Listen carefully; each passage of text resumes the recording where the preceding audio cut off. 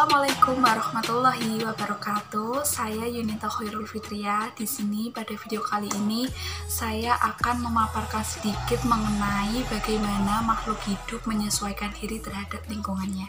Untuk penjelasan berikutnya pada video.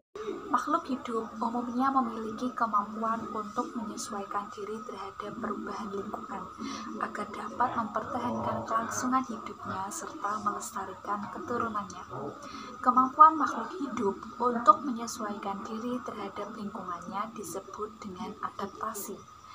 Dalam biologi, adaptasi adalah proses di mana suatu makhluk hidup menjadi lebih cocok dengan lingkungannya. Terdapat 3 macam adaptasi yang dilakukan oleh makhluk hidup, yaitu adaptasi morfologi, adaptasi fisiologi, dan adaptasi tingkah lakuan. Tujuan utama makhluk hidup menyesuaikan diri dengan lingkungannya adalah untuk mempertahankan kelestarian hidupnya. Tujuan lain dari adaptasi makhluk hidup adalah sebagai berikut. Yang pertama, mempermudah makhluk hidup untuk mencari makanan. Dan yang kedua, melindungi diri dari musuh.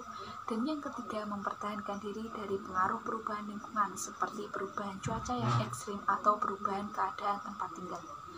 Makhluk hidup, baik tumbuhan maupun hewan, pasti melakukan adaptasi terhadap lingkungannya.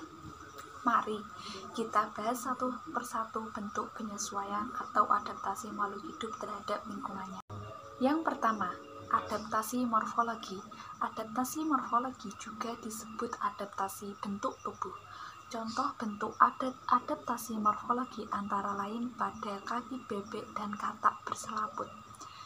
Bebek dan katak memiliki kaki yang berselaput untuk memudahkan mereka berenang atau bergerak di air. Kaki bebek dan katak yang berselaput bekerja seperti dayung yang permukaannya luas sehingga mudah untuk memberikan dorongan saat mereka bergerak di air. Misalnya lagi pada tumbuhan, yaitu tumbuhan yang berduri pada kaktus yang berfungsi untuk mengurangi penguapan, atau mawar yang memiliki duri pada batang untuk melindungi diri dari gangguan hewan atau manusia. Dan ada lagi jagung yang menggulungkan daunnya pada musim kemarau untuk mengurangi penguapan. Yang kedua yaitu adaptasi fisiologi. Adaptasi fisiologi adalah penyesuaian fungsi alat-alat tubuh organisme terhadap lingkungannya. Adaptasi fisiologi sulit diamati. Karena apa? Karena adaptasi fisiologi menyangkut fungsi alat-alat tubuh yang umumnya terletak di bagian dalam tubuh. Berdasarkan jenis makanannya, pada hewan dapat dibedakan menjadi karnivora atau pemakan daging, herbivora atau pemakan tumbuhan, serta omnivora pemakan segalanya atau dua-duanya, yaitu daging dan tumbuhan. Penyesuaian hewan-hewan tersebut terhadap jenis makanannya, yaitu terdapat pada ukuran atau panjang usus dan enzim pencernaan yang berbeda.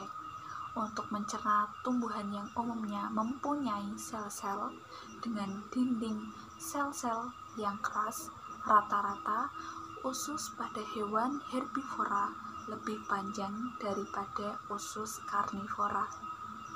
Contohnya pada tumbuhan, yaitu pada tumbuhan dikotil yang memiliki mahkota bunga yang indah untuk menarik perhatian serangga sehingga terjadinya penyerbukan. Dan yang terakhir yaitu yang ketiga adalah adaptasi tingkah laku. Adaptasi tingkah laku adalah penyesuaian organisme terhadap lingkungan dalam bentuk tingkah laku. Jenis adaptasi ini sangat mudah untuk diamati. Contoh pada hewan seperti bunglon misalnya, melakukan mimikri, yaitu mengubah warna kulitnya sesuai dengan warna lingkungan atau tempat hinggapnya. Dengan mengubah warna kulitnya sesuai dengan lingkungannya, bunglon terlindung dari pemangsanya sekaligus tersamar dari hewan yang akan dimangsanya. Dengan demikian, bunglon dapat terhindar dari bahaya dan sekaligus lebih mudah menangkap mangsanya. Lalu, pada tumbuhan misalnya, contoh pada pohon jati dan rondu, mereka akan menggugurkan daun-daunannya pada musim kemarau. Nah teman-teman, cara penyesuaian makhluk hidup mana yang pernah teman-teman lihat? Coba kalian komen di bawah ya. Bye-bye, terima kasih.